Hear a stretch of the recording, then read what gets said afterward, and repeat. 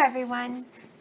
Today's drawing is going to be one of my original characters. I kind of wanted to draw a Japanese dragon, and in Japanese mythology, dragons are these mostly benevolent creatures who help humans. They're also seen as kind of imperial, so I kind of went through and found pictures of Japanese emperors and daimyos and shoguns, and I went through and kind of selected a pose and created this kind of Japanese imperial look. I have often drawn black hair, but I kind of wanted black hair which just didn't look so monochromatic. So what I decided to do was use blue as his hair highlights, and I think that this actually made this piece of the drawing one of my favorite parts. So I went through and layered in all the lightest sections, so all the highlights in a nice light blue, and then I went through with the Prussian blue with my Copic, and I created midtones, so everything that wasn't in shadow was covered.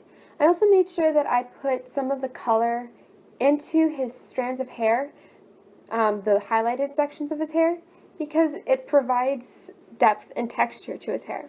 Because if you look at your own hair, if you have long hair, or pictures of people with long hair, in the sunlight, you'll see that even when a section is highlighted, there are shadows right next to it. So you're going to go through and make sure that those areas are filled with Prussian blue. And then you really do want to blend this too. It'll prevent too much stark contrast. And then I went through with my black marker, and this is what I used for all the very dark shadow areas. This allows his hair to look black and not blue. So you go in and you make some of the strands, once again going into the highlight areas, look black for a nice deep shadow, and the areas where the shadow will be the deepest, you want to put that in black. Also, a quick note on his scaling. Because I wanted him to be noticeably non-human, I put scaling on his neck. Now this was difficult because if you're not careful, it will look like a disease more than scaling. So I went in and did the scaling in dark colors, and then I blended it into the skin with a pink.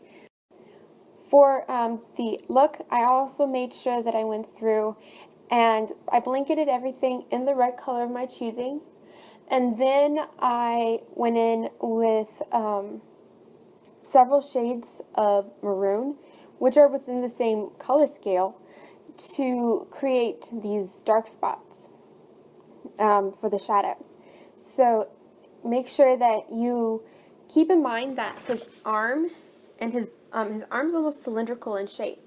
So you want to shade so that it shows that shape. Keeping in mind shapes of body parts helps to give a 3D look. The folds in his outfit were both terrifying and fun to do. Unfortunately, you're not able to get a very good look at what I did on the base part of his robes. That's because I've got a new drawing table. Yay! Unfortunately, I'm still trying to figure out camera angles and how to get everything in. The image looked fine in the small viewfinder, but as it turns out, it wasn't as good as I thought it was. So, learning curve. Anyways, but the drapery, I went in with a color that was very, very close to my original color for the first shading color of the folds.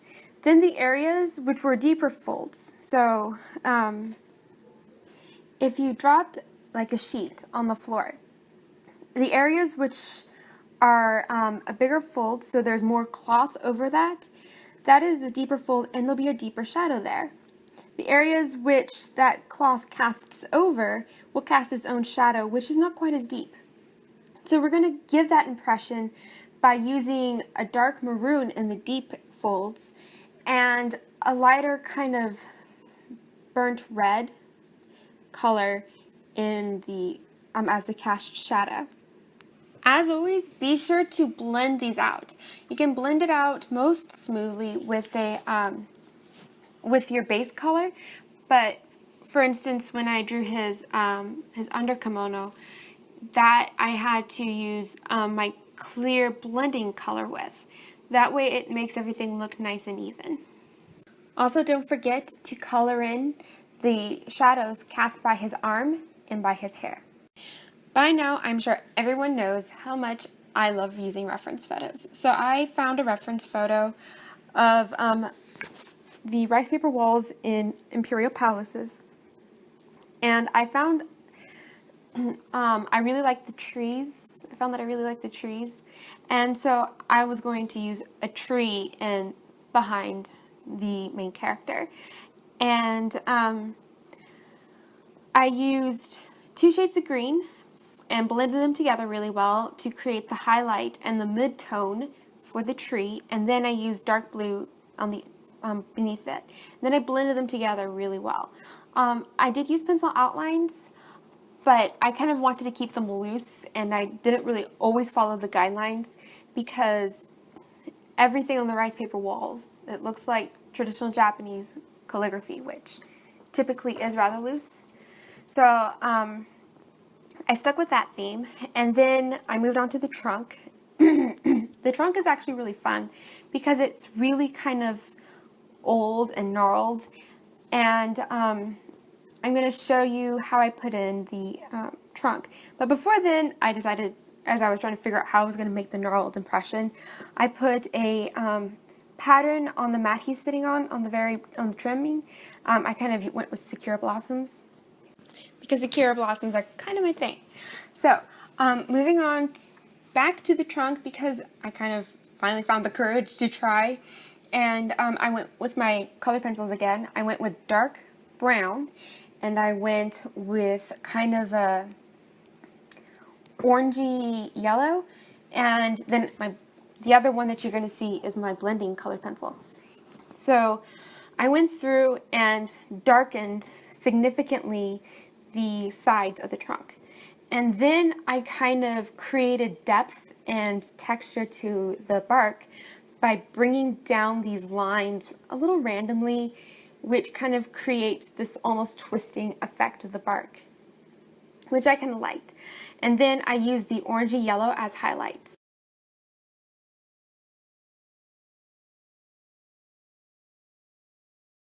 Finally, my favorite part, I went out and bought a thing of gold bottled ink. This is calligraphy ink, but they also sell acrylic ink, which will work, I'm sure will work just as well. But I just decided to go with the calligraphy ink. And I went in and used it on the baseboards. I kind of liked, and a lot of the pictures of imperial palaces, they had gold everywhere on the baseboards. So I put gold trim on the baseboards, a little bit of gold on his katana, and since he is a dragon, I put gold in his eyes because I kind of liked the effect that it had. And here I've completed my Japanese dragon emperor drawing. I want to thank you so much for watching. Don't forget to give this video a thumbs up if you liked it, and don't forget to subscribe. Bye!